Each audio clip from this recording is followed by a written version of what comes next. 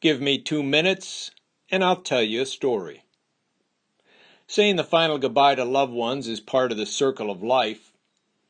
Having bid adieu to parents, aunts and uncles, and close friends, I believe it is up to us who remain to remember those who have died by serving as caretakers of chosen memories. 3 years ago this August, I added a remarkable man named Ron Wise to this honor roll of reminiscence. We were pals for 40 years, and he was my mentor and a big brother. He led the way, teaching me so many things, but most importantly, how life was to be savored. Ron's energy and upbeat spirit were contagious for all who crossed his path or were caught in the wake of one of his boogie board riding West Coast waves. Our friendship began not in sunny California, but in the bitter cold of Northeast Ohio, where Ron hailed from.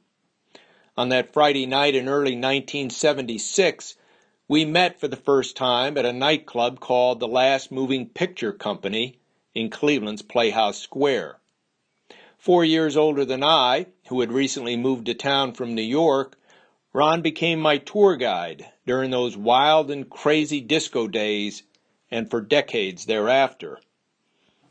How we strafed the cross, as my dear old dad used to say. The fun and the laughter came easy, but we were also there for each other during the tough times. We pushed on to the next get-together, the next poker game, the next great hurrah. Onward to another of Ron's famed Super Bowl parties, to another trip to Las Vegas, his true spiritual home. He of the all-night crap table adventures. I can still hear him reciting his mantra, Vegas, Vegas, Vegas. Years later, we both evolved into the next phase of our lives as devoted family men, talking as excitedly about our wives and children as we once did a football score or a red-hot gambling streak. Time and circumstance had changed, but Ron's zest for life never faded, even when illness laid him low. He fought until the very end. When someone as beloved as Ron Wise passes, how do you pack up the memories, knowing there will be no new ones to add? When I said farewell, I also said goodbye to a cherished part of my own life, closing the door to a long and once brightly lit hallway, now forever dimmed. In the end, what matters most is not all the fun we shared, but that we chose to care, to forge our brother bonds.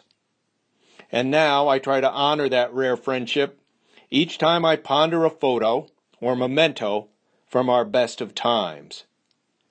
That's what caretakers are supposed to do. This is Mark Massey. Thanks for listening to my new weekly series, Give Me 2 Minutes, and I'll tell you a story. Stay tuned for more entertaining episodes, something to enjoy in these troubled times.